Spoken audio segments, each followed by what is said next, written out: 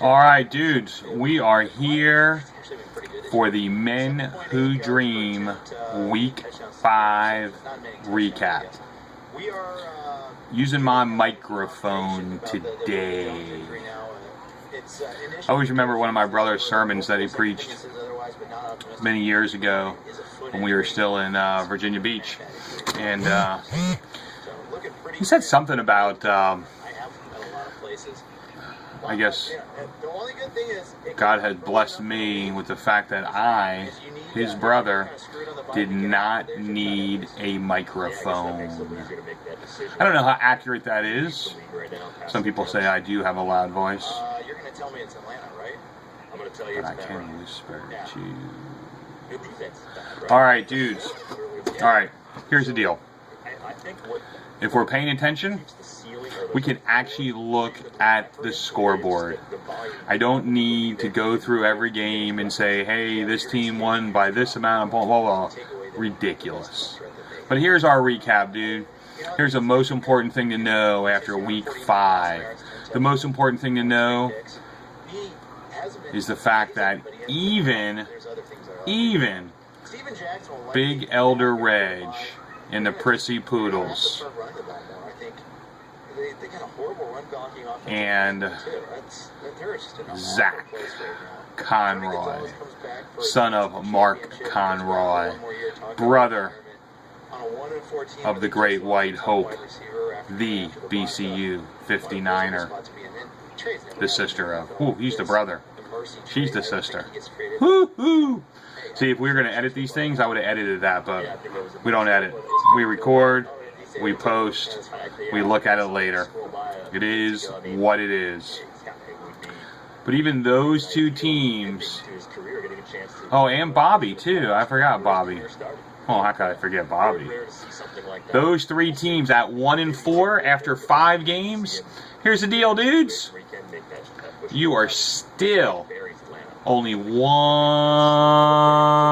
game out of a playoff spot. That is correct. If you look at our division leaders, which all obviously make the playoffs, and then it's the top 2 wild cards. Rob in the Ghetto Guppies, Doc Jeffers, he's only 3-2 team as a wild card. The other 3-2 team, it's pathetic that they are 3-2. The T-ville Canes, the Hoodlums, the Ghetto Boys, the Rockchilds, as in rock cocaines. It's amazing. Well, actually, because of how pitiful Reg was this week, Aaron A.O.K. Richardson is no longer the lowest scoring team through 5 weeks. So it means a 2-3 team, a 2-3 team right now would qualify as the number 6 seed and in the playoffs. Don't know who it is. I don't feel like pressing buttons over there and everything on the computer to see the tiebreakers. I imagine it's Gabe, because Gabe's got a high-scoring team. But so Gabe is 2-3, and Fed, the defending champion, is 2-3. So, dudes, basically what I'm saying is, after 5 weeks, dude, it's wide open. A couple of highlights from the week. Fed was the team of the week. Finally, our defending champion, his team, blew it out. Monster game. Obviously, Peyton always has a monster game. And whoever that guy is, Piper Jeffrey, whoever, I never even heard of the guy. That was a great pickup, Fed, by the way. It was nice that finally when someone's on top of things, you never know what could happen. You actually might play decent. I still am incredibly discouraged and disappointed. We have yet to see the trophy.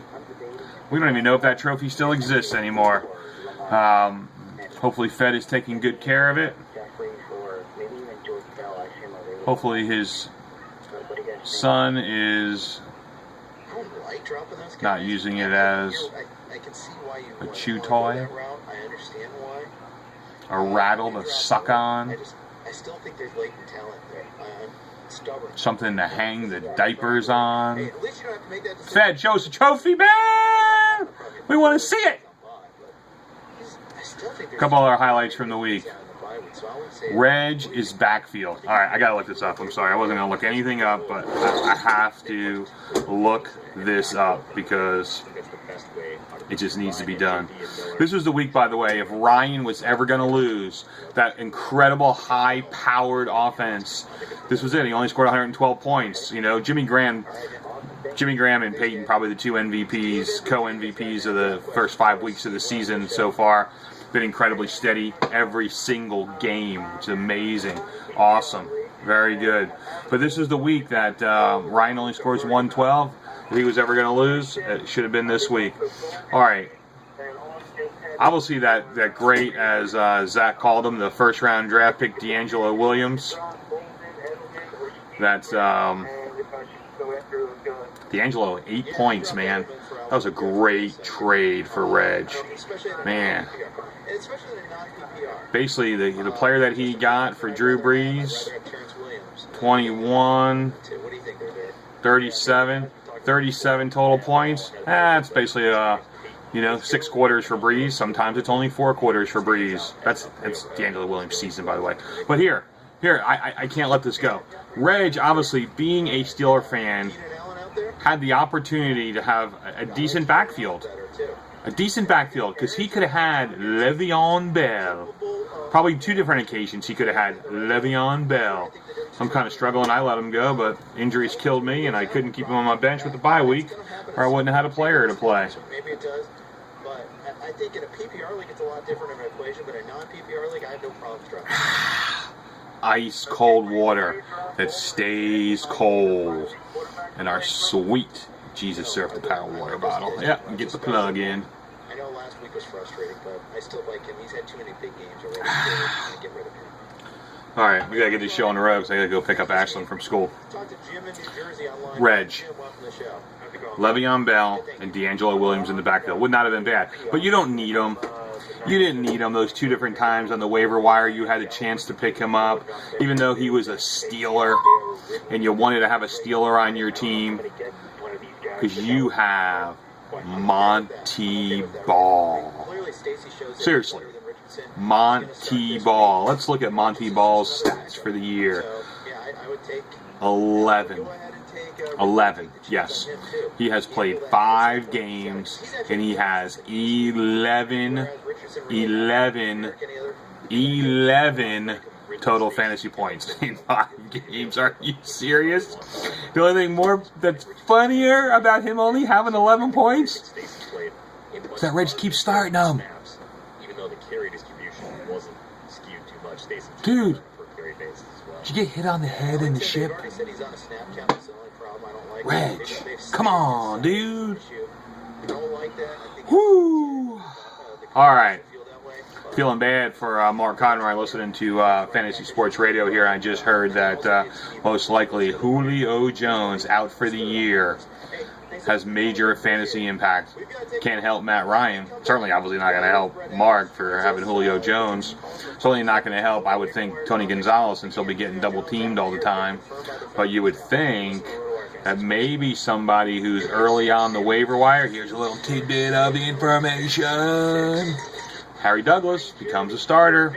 Harry Douglas, whenever those guys are hurt and he plays, does decent. There's a thought. All right. Was it Gabe who dropped T.Y. Hilton, the waiver wire stud of the week? Yes, it was. But it was also Gabe who dropped Josh Gordon. It was also Gabe who dropped Le'Veon Bell. But you know what? He gets them back because people aren't paying attention. T.Y. Hilton, wide receiver. Many people need probably that position with all these bye weeks coming up. I want to take them. Maybe. My other thoughts, dude, I am shocked that the Jets are 3-2. I think it's a pretty cool story. Shocked that they went into Atlanta on Monday Night Football and won. Shocked. Other highlights of the past weekend. Katisha finally lost her first game. Phil, being the figurehead that he is, since this is an all-male league, since the last time we had a woman involved, she was better than the man, and that was kind of discouraging to that husband, and that that kind of led to his way out. That and also whining about Willie Barker couldn't handle it. Yeah, Phil, back down to earth, man. Our undefeated team, our second undefeated team, went down in flames as the lowest scoring team of the week. But yeah, so I mean, there wasn't a lot of high scoring. I mean, we had obviously Fed with blowing it out with 163 thanks to Piper Jeffrey and Eli's big bro, and then finally the crackheads came out with a solid 140, pumped it out. That was pretty good, dude. Zach, your team is hurting, dude, way hurting. Whew. Mark didn't have a good week either. Tom Brady, dude, man. I'm going to give Tom Brady the lame-o of the week. I mean, I don't know everyone else's score. I think who Gabe had the Broncos defense. They had to have a horrible score. The Tom Brady with a 1. A 1. He'll be back this week because he's going to have a crazy huge game. He plays me, and I'm just hoping that every touchdown, all 6 of them that he throws, are to the Gronk monster this week. Bobby, thank you so much. I appreciate the gift. I mean, obviously it was kind of a fairly late scratch within the hour before kickoff of Calvin Johnson. But man, I'm grateful. Grateful you didn't play no Sean Marino and his 25 points sitting on the bench as probably one of the Pine studs of the week. Not that it would have really mattered. Yeah, I still would have barely squeaked it out, but it would add a little more stress to my life on Monday Night Football. Man, imagine if Ryan's computer didn't break down during the draft and he had no Sean Marino on his team, who's way studly. Because Ryan called it. Ryan said that he'd be a stud. Ryan, you are wonderful. So it's interesting. It's been a good 5 weeks, dude. I appreciate everyone else stepping up. I know that Aaron has signed up to do something. Zach's doing something. You know, it's cool. Only 3 people left that we'd love to see either a handwritten preview, recap, or a video, and that is our defending champ. We'd love to see the trophy, obviously. Defending champ. Time to step to the plate. Mama Messina, one of our original members. Dude, your team is actually pretty decent. You win without your stud on a bye week. That's how cool is that? The first overall pick on a bye week, and you still pull out the victory. That's a big deal, you know. And Papa Conroy, love to see something, man. Get the whole family to help you, dude. Make a video. Have Abby make it. Have somebody make it, dude. I look forward to week 6. Thank you guys for being a part of this league, and thank you for participating. I know there hasn't been a lot of smack talking on the smack boards, so hopefully getting a little involved in that. It's been a little crazy over here too in our house. Isabella has been sick from school. She wasn't able to go today. Come here, baby. Come here.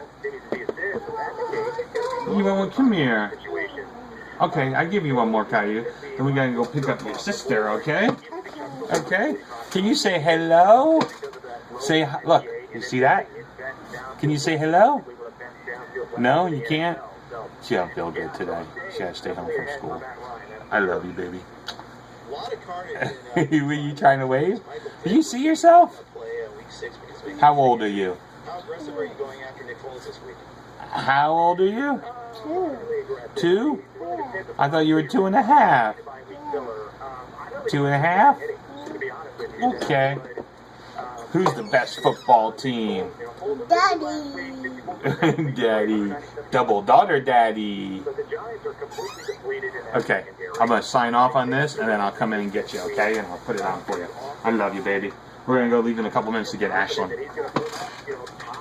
Yeah, that's a clock.